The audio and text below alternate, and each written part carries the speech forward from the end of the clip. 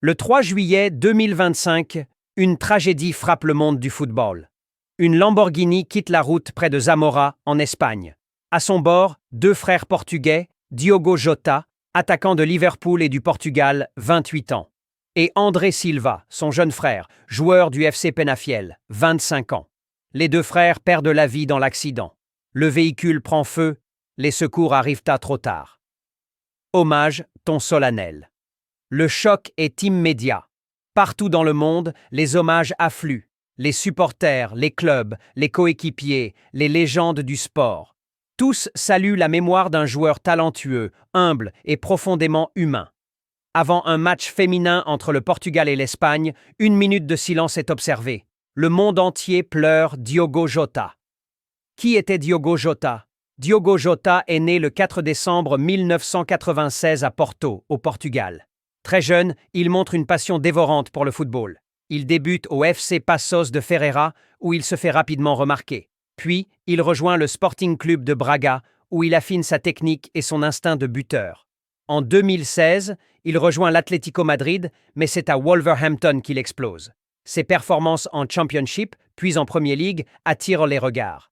En 2020, il signe à Liverpool pour 45 millions d'euros. Sous les ordres de Jürgen Klopp, il devient un joueur clé du système offensif. Diogo marque 65 buts en 182 matchs avec Liverpool. Il remporte la FA Cup, la League Cup et le Community Shield. Il inscrit des buts décisifs, notamment dans les derbies contre Everton et Manchester United. Avec le Portugal, Diogo Jota compte près de 50 sélections. Il participe à l'Euro, à la Coupe du Monde et remporte la Ligue des Nations en 2025. Sa capacité à jouer ailier, attaquant ou faux neuf fait de lui un atout essentiel. Diogo était marié à Ruth Cardoso, son amour de jeunesse. Ils étaient les heureux parents de 3 enfants, dont un bébé né en 2024. Son frère André, décédé à ses côtés, partageait la même passion du football. Les deux frères étaient inséparables, sur et en dehors du terrain. Ce jour-là, Diogo et André roulaient vers Santander pour prendre un ferry vers l'Angleterre. Diogo revenait tout juste d'une opération bénigne au poumon. Mais sur la route, quelque chose se passe. Peut-être une crevaison. Peut-être un dépassement risqué. Le véhicule quitte la route, percute un arbre et prend feu. La Guardia Civile espagnole ouvre une enquête. Les analyses confirment que l'impact a été violent et immédiat.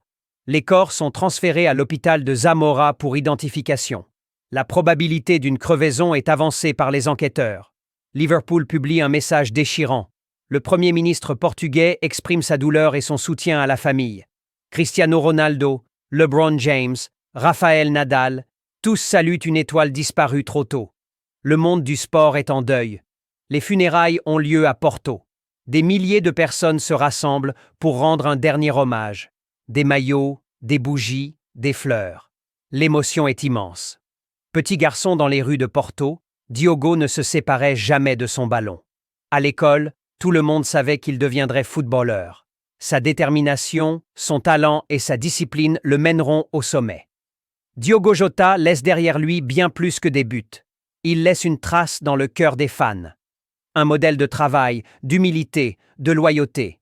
Diogo Jota, c'était plus qu'un joueur. C'était un symbole. Son histoire ne s'arrête pas avec sa mort. Elle continue à travers ses matchs, ses souvenirs, ses enfants. Si vous avez été touché par son parcours, abonnez-vous, likez, partagez, pour que sa mémoire vive, pour que jamais on ne l'oublie.